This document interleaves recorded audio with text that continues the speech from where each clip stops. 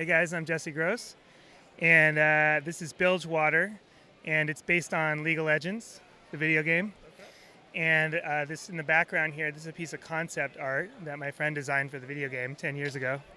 And I saw his art, and I said, someday I'm going to make that out of Lego. So 14 months later, I did. I love that. So it was a friend of yours that was doing art for the video game and kind of inspired this? Yeah. He works on video games and stuff. His name's Patrick. And I saw his art on his webpage, and it was just incredible. And I told him, I said, I'd love to see it in like 3D and everything. And so he came and saw it at my house, and it's awesome. Now, I'm not very familiar with League of Legends, so for people like me out there, tell us a little bit of what we have going on here. Yeah, so basically, here's what's funny. I've never played the game, but I'm a fan of the art. So Bilgewater is one of the worlds, and it's a pirate world, and it's full of like I don't know, criminals, and just it's like a wild place. And then down in the bottom here, they have these huge things that are called the slaughter yards. And so in the game, there's these huge sea creatures that they catch and they slaughter and produce them. And so this is like the slaughter yards down here, and then people working down here. These are kind of the worker bees. Right here, this guy's a shark hunter. Right here, this is one of the boats here. You can see all the sharks that didn't make it. And then the wealthier guys, they live up on the top. So they've kind of pieced together this whole world all out of boats that have crashed on shore. And yeah, that's the layout. And this is the lighthouse, so they can make it home in the fog. And he's one of the elders up here. I guess the kids are telling me that's Gandalf, apparently. So. Creative license. Totally. I'm like Gandalf, and someone's like, hey, that's Jack Sparrow. And I'm like, yeah, they all live here. But one of the things that definitely stands out with this build is that kind of reuse of boat holes and like ship sections in general. So talk about kind of how you're able to build using those elements and create houses and all these living structures. Okay, great question. So when I talked to my friend who designed this, I said, how do you design these worlds, And he said, you want to pick shapes and you want to repeat the shapes. Because that's how something is in-world. And so I noticed in his design, everything was based around boat holes. And so I just ordered a ton of all different kinds. Like this is a Viking hull. These are from different ships you probably recognize. So I did a couple of huge orders, and then I started with the boat holes, and I literally just started placing them around for aesthetics, and wanted to see how many different angles I could use the boat holes for. And then once I kind of saw how that was going to work, then I literally built off of the hull. So the hull was the seed piece. Does that make sense? Yeah. Yeah, and so it's the continuity of the shapes that gives the world some of its, brings it all together. Mm-hmm. It's also a nice thing to build on because it's like a part of it's already done. It's like a big molded piece, and you're like, handled. Now we can build off of that. Right. So. It's a great starting point to add bricks. Yeah, it is. Because, it's harder. Like these are all brick built, ground up. It's just a lot more work. And actually, these designs here are based on an artist. I wish I knew his name, but anyway, it'll come to me sometime soon. But brick building, as you know, takes a lot longer than if you start with a nice molded piece. So. Yeah. So the houses and kind of the boat holes are fantastic, but then the rock work obviously stands out here as well. So it's kind of centered almost around this massive arch in the middle. Yeah. So how did you build that and then kind of incorporate everything around it? So what I did was I literally just built a frame, like a squared frame on the inside, and it's just across like that. Super sturdy. I actually had my daughter sit on it to make sure that it was not going to break. That's a pretty good test. Yeah, I mean, it's sturdy. People are like, is there wood in there or metal? And I'm like, no, it's Lego. And then I skinned it with rock. Okay. I just started from the bottom, and I just literally skinned the whole thing with rock from side to side. And I took pictures of all the different levels of it, like different parts of the building. So online, I have like the beginning, I have half done, all these different things. So. Yeah. And then nice little details, this waterfall with the light coming. You've even got, is that a sheep kind of halfway going down there? Yes, my daughter put the sheep in there, like falling off the waterfall. So. That's a really fun little detail there. Yeah, actually, I can tell someone has fixed it for me because she's supposed to be like that. There we go. Okay. And actually, I made a little thing for the kids. I said, can you find all 6 sheep? So there's sheep hiding out. This year, everybody bought sheep on Bricks and Pieces, I think. So I noticed there's like kind of sheep Easter eggs in a lot of the builds this year. Mm-hmm. So it's fun for the kids, yeah. What were some of the color combinations you went with in the rock work here? Because that's always interesting to me, is kind of the way that the color of the bricks that you use. Obviously, it's a lot of slopes and those types of pieces, but the colors can have a big impact on it as well. Yeah, so I started with dark gray, and then I had the big gray wall that everyone talks about, and then I thought, okay, and then I actually went back and started pulling sections out, and then I added the dark tan, I added the kind of, what's the other green? It's like a dark tan, it's like an army green. Olive green? Yeah, I added olive green, and then obviously I did the light gray here. But it started as all gray, and I didn't like it, and then that's why I added the branches. So I decided it was fall, so I used all the fall colors. And the breakthrough for me was once I added all the leaves and started adding these lighter patches, the whole thing popped for me. Because when I first looked at it, I was like, man, that is a lot of gray. Like, that is a lot of dark gray, and it was like I was bored and I was just starting the project. So that was a really fun moment for me. You also have an excellent example of kind of round building technique with this lighthouse tower.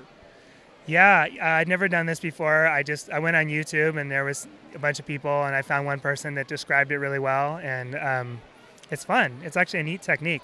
And also attaching these on a round was very challenging, so I actually used the force of the rope pieces. It's locked on with snot bricks, but these ropes actually create tension to keep the structure intact. There you go. Perfect. Yeah. No, that works very well. And then another element that really stands out when you come up to this build is all of the lights. So I love even kind of the green light down here in the pits, and then obviously all the lanterns that are placed around here. So how did you incorporate the lights there? Well, I was bullied into doing the lighting by my lug and by the artists. And so I brought this to one other convention. It's only the second one. And everyone loved it. And then they're like, you need to light this. And I said, no, I'm done. I've never done lighting. And then my friend, the artist, he came to my house, and I thought he'd be really impressed. And he looks at it and he goes, you need lights. And I was like, man. And so then again, I looked up on YouTube. I found like a DIY video, bought all the base, they're not kits. It's just like the lights, the cord, everything. I learned how to solder. I made it up. I spent 40 hours on it. I spent an entire week and figured it out. And there's over 60 individual lights in this. So I didn't build it with channels. Like, I didn't build it to be lit, right? And a lot of people, when they're going to light, they plan ahead. So I was like, it's done. Now I got to figure out how to light it and hide all the most complicated thing is hiding the wires, actually. Yeah, that's like the big effort. So you made it even harder on yourself by not planning for it ahead, but you still were able to incorporate so much of it in here. Yes, but I respond well to that kind of enthusiasm. They're like, you can definitely do this. All right, so I gave in. And the other thing is, you really can't see it now, but at night when they dim the lights, I have a bunch of like mood lighting on it as well. All through the arch there's blues, there's yellows. And so at night it looks wild. And almost people say it looks kind of like Pirates of the Caribbean. And so what I learned about lighting is it's like a whole nother layer of creativity. So it's like building the set is one thing, and then doing lighting, it's like its own craft. So it added a whole layer to the craft, which actually made it really exciting to me, because I realized by changing the lights and the colors and the intensity, it completely changed the look of it. So if anybody who hasn't lit their piece yet, I really encourage you to try it. Like, it can be very intimidating, but once it's on and when the lights are off, it's magic. It's awesome. Yeah, I always say the two things that can really make your build stand out among everything else at a convention is lighting and then movement. And you've also got some movement in here as well. We've got another sheep just hanging out there, but you've got this kind of spinning around, kind of moving some cargo there. Yeah, there's movement here, and then this little guy down here was moving, but the battery's dead. But it was moving up and down and flopping on the deck. Oh, okay. Yeah, my wife really wanted me to make this spin, make the wheel spin, but I couldn't quite link it up with the static pieces. So I went for the creature, and I went for that, which is fun because, again, I'd never done it. I didn't know how to do it. I just went on YouTube. There's great videos. So it's like there's such a resource. Yeah. I mean, for mock builders and new builders, it's like anything you want to learn how to do, it's on there. Yeah, I might be a little bit biased, but I think YouTube is pretty great as well. Yeah, you are the bias. But we haven't spoken much about this section on the left here, and there's so much to look at here. And this is a little more gruesome, I know, but tell us what all is happening here. It's really funny. Everybody today commented on this. They're like, man, I love the fish, the slaughtered fish, and the blood in the water. Like literally everybody, that was their favorite part. Yeah, you don't see a lot of gruesomeness in Lego. This is one of the first things I built because the slaughter yards in the game, it was beautiful. The graphics were just really exciting. and I didn't know how to build a fish. And so this was my third attempt to build a large fish and have it look meaty on the inside. And it was really fun because I hadn't seen anything like this online. Like I looked all over, it was like nothing that looked like it. And I went, oh, that's kind of fun. Mm-hmm. So yeah, I started with the fish, and then I did a lot of snot technique. You can see to do the blood all over the deck there. I happen to have a lot of that dark red profile bricks and stuff, which, I felt good about that. And then building the tower, it's all reinforced on the inside with Technic. And then this actually has a lot of weight. This is heavy. So you'll notice all these chains are functional. They're not just for looks. They're actually physically holding this thing from falling off. And that's something I do in a lot of my builds. I use the chains and the ropes actually as to hold things. They're not just decorative. No, because the clutch power on the chains is actually amazing. And so you could actually put a lot of weight on them. And I've used them on other things where I kind of cheat on the inside when a structure is weak. I'll actually rope it or chain it. And it works. No, that's fantastic. So take us through a few more of the details up here, whether it's some minifigures you included or even kind of underneath the rock. You've got scenes there. There's a guy hanging down. Yeah, so if you look on the top level here, I integrated some what's the huge ship from the Lego movie, the first one? Sea Cow. Yeah. So this is part of the Sea Cow that I repurposed, which is kind of fun. And I always tell people, repurpose what's already built because you'll save time. This is part of the Sea Cow that's been kind of reskinned and repurposed as well. So that was fun. I loved in the art that way up on the cliffs, there was bars and people kind of living. And so I wanted to make this little party scene. And then there's this guy who's over it. He's these guys are loud, and he's up there trying to sleep. So he's dumping his drink on top of this guy's head. Just some mayhem. This poor guy here, he has to walk the plank, and he's innocent, but this guy's after him. And so his friend's trying to save him. This guy's trying to save him, and this guy's not going to happen. And it's totally sanctioned by the head dude here. And he's just let's do this. Let's make this guy. And what I realized after it was done is the way I laid it out, he's actually going to land right on all those shark bodies. So I was maybe he'll survive. Yeah. Maybe if this was a movie, he'd definitely survive. Yeah, just a big pile of greasy, floppy sharks. I'm he may live because I want him to. I mean, he looks like such a nice guy. And so, he came here, he heard about this great place, he get to start over a new life. First day here, he's at the bar, he gets in trouble, and now he's got to walk the plank. Yeah. No, I love the whole feel of this whole layout. This is maybe a weird comparison, but it's almost like a cyberpunk feel, but for pirates, which I've never really seen anything like this before. So it's got that very kind of gritty feel to it as well. And then you've got the fancier houses up top, and it gets worse as you go lower down here. Yeah. So the whole feel of it is just amazing. And I also love your choice to include the artwork in the backdrop as well, which helps sets the mood for everything. Yeah, it was when my friend printed this for me, and I actually put it on the wall as I was building. It was such a beautiful inspiration because usually I'm looking at a picture on my laptop, right? So to have it large scale on the wall for visual, for mood, it was really helpful. Yeah, it was excellent.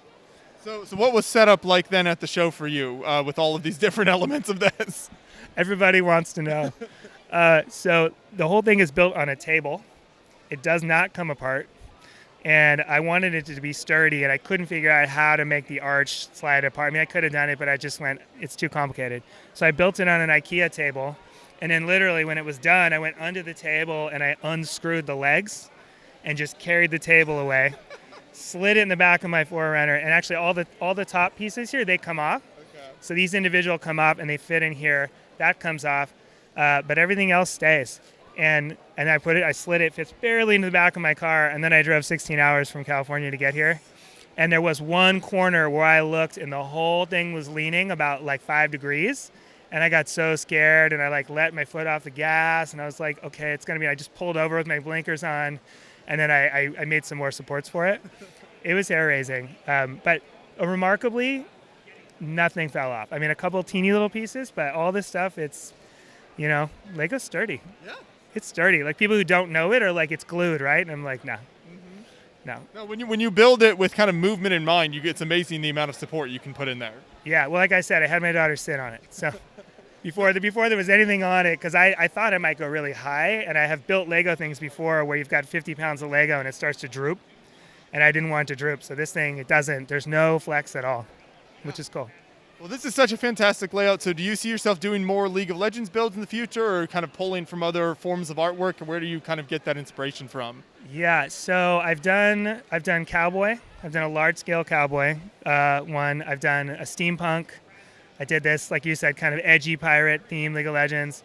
There's one I want to do a large scale Piltover, which is also from. Have you seen Arcane? The League. Oh, it's amazing, you guys. It's on Netflix.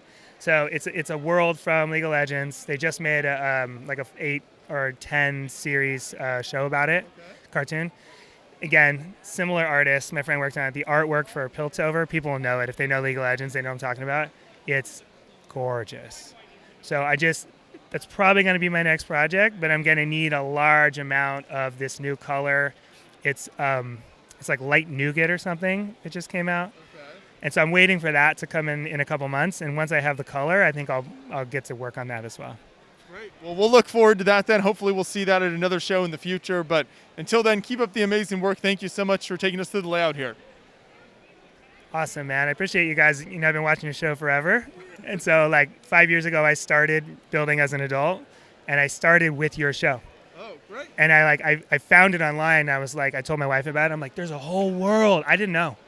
And my daughter had a set. I built it, and you guys were my gateway drug.